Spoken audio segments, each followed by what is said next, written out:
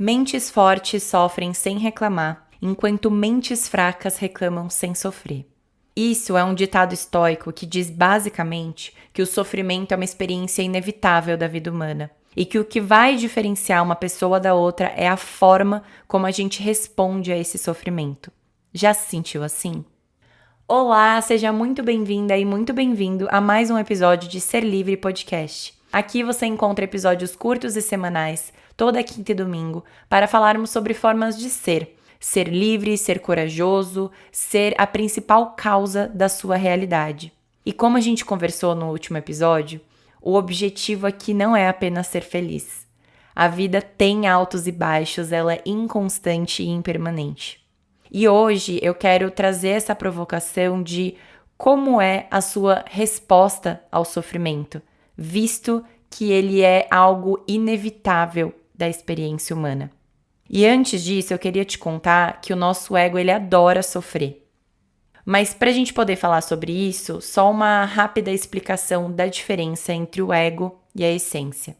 O nosso ego é a parte da nossa mente que cria a nossa identidade, baseada em crenças, medos, desejos, experiências passadas. O ego, ele se preocupa com a aparência, com o status. Ele está sempre comparando, buscando segurança e aprovação externa. Enquanto a essência é a nossa verdadeira natureza, quem a gente realmente é além dessas máscaras e defesas. A essência é a autenticidade, que está conectada com os nossos valores profundos, o nosso propósito, e não depende da aprovação dos outros. Então, enquanto o ego vive na comparação, se sentindo ou superior ou inferior aos outros, a nossa essência, ela busca paz, realização interior. Então, a nossa essência atua apenas na interioridade. Ela quer a pura identidade, ela não quer comparação. Então, voltando aqui para a questão do sofrimento, o nosso ego, ele adora sofrer porque é uma forma dele se sentir importante. E ele não consegue ficar na essência do tipo, sou um ser humano, estou aqui na Terra experienciando várias emoções, junto com 1 bilhão de outros seres e seres humanos, pessoas. Não, ele tem que se sentir superior. Só que às vezes, para ele se sentir superior, a única estratégia que ele tem é se sentir superior no sofrimento. Isso parece um pouco contraditório, né? Mas para aterrissar um pouco, eu queria te perguntar. Quando alguma coisa te incomoda, te machuca, quando você se sente sozinho, o que você busca? Quando você vai conversar com os outros sobre o seu sofrimento, você busca colo ou cura?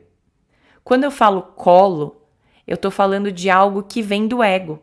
É uma expressão que é basicamente para amenizar a nossa carência interna. Já a cura, ela é uma urgência da alma, da essência. Então pensa que a cura, ela vai dar mais trabalho. Ela é um processo de longo prazo. Ninguém vai se curar da noite pro dia. O colo, em contrapartida, ele é mais imediatista. Ele quer um aconchego ali naquele momento, um pequeno prazer volátil, ele quer ser visto, ele quer ser acolhido. Só que isso vai durar só até a próxima vez em que a gente sentir carência de novo. E aí a gente vai precisar de mais colo e mais colo, o que vira um ciclo eterno de dependência de colo. Então, no longo prazo, essa necessidade do colo vai se tornar ainda maior. E as estratégias que a gente usa para conseguir o colo também mudam. Pensa que quando a gente é criança, a gente só precisa pedir colo que literalmente os nossos pais vão dar colo. Já quando a gente é adulto, as nossas manifestações de carência são mais sutis, são mais disfarçadas. Então, a gente acaba usando discursos que pedem por aprovação e validação. A cura, por outro lado, é um trabalho que precisa ser construído. É enfrentar diretamente a raiz do nosso desconforto e não só ficar remediando os sintomas. Então, a carência, por exemplo, ela é um ótimo exemplo de sombra, que faz com que a gente busque colo constantemente. Quando a gente se sente carente, a gente está projetando no outro a responsabilidade de tapar esse buraco dessa falta. Mas a cura para isso, ela vem de dentro para fora. A cura, no caso da carência, é você transformar solidão em solitude. A solidão é quando você precisa do outro, é quando você se sente só. A solitude é quando você pode até estar sozinho, mas você está em completa paz consigo mesmo. E aí, quando a gente encontra paz na nossa própria companhia, a gente libera o outro da obrigação de corresponder às nossas expectativas, construindo relações muito mais saudáveis e independentes. Então, esse ciclo de buscar colo para acalmar as nossas carências internas está intimamente ligado a esse conceito de que o sofrimento vicia, porque você está atuando no ego. Teve um outro episódio aqui do podcast que eu comentei de um livro que eu gosto muito também, que é A Coragem de Não Agradar. E logo no início tem essa passagem de um jovem conversando com um filósofo, em que o filósofo explica que uma pessoa pode se sentir superior porque ela acha que a dor dela é maior. Então ela fica confortável, parada, estagnada no sofrimento dela, porque essa é uma forma das pessoas virem até ela trazendo colo. Então percebe como é muito interessante esse hábito de ficar pedindo colo, de querer ser uma pessoa que é vista como frágil, na verdade é o seu ego atuando para conseguir mais atenção. E o nome que a gente dá para esse padrão de comportamento é vitimismo. Muitas pessoas se vitimizam porque elas aprenderam que essa é a forma que elas vão conseguir atenção. É um ciclo vicioso em que você vai depender sempre do outro para confirmar a sua posição de vítima. E assim, você se mantém no sofrimento. Quando a gente encontra esse lugar de solitude, a gente curou a carência. Porque isso não quer dizer que a gente não vai mais conviver com o outro. Isso só quer dizer que as relações com o outro, agora, vão partir de um lugar muito mais saudável, sem dependência e sem transferência. Então percebe que eu posso simplesmente curar os sintomas buscando colo, ou eu posso atuar lá na raiz, aprender de onde vem e como eu posso trazer um novo olhar sobre isso. E aí eu te convido a refletir sobre como você conta as suas histórias desafiadoras. Porque o ego sempre vai estar buscando colo, ele não está buscando cura. Então, quando você for dividir com as pessoas as histórias, pare e pensa se você está falando de uma forma em que você espera que o outro te valide, que ele valide sua dor, que ele sinta pena. Porque o que mais atrapalha o crescimento é esse hábito de se vitimizar. Como eu comentei, muitas pessoas se vitimizam porque elas aprenderam que essa é a forma que elas conseguem atenção. Mas existem outras inúmeras formas da gente se sentir conectado e de se sentir visto sem precisar jogar a própria vibração lá no chão. Então pensa que o vitimismo é quando a gente está falando para o universo que o que a gente tem não é suficiente. Então são pessoas que podem até estar com um discurso de vítima automático, sem perceber. Elas estão sempre contando os fatos da vida, narrando de uma forma trágica, aumentando e exagerando, porque no fundo o que elas estão esperando é que quem está escutando tenha pena, piedade, ofereça uma mão estendida, valide a possibilidade dela se manter reclamando, se manter na dor. Fique naquele ciclo vicioso de sofrimento, de dor e de colo. E aí, esse vitimismo, ele pode ser só um pedido de ok para que o outro diga verdade. A sua vida é muito difícil, pode continuar sofrendo. Mas do que adianta? Onde está a maturidade e o crescimento de ficar preso ao sofrimento? A gente tem dentro de todo mundo uma essência de querer ser feliz, de se mover, de movimentar, mudar, crescer, aprender. Será que se a gente mudar o nosso discurso e aprender que a gente pode se conectar com as outras pessoas e conseguir ser visto por elas sobre uma ótica mais positiva, não seria muito mais interessante?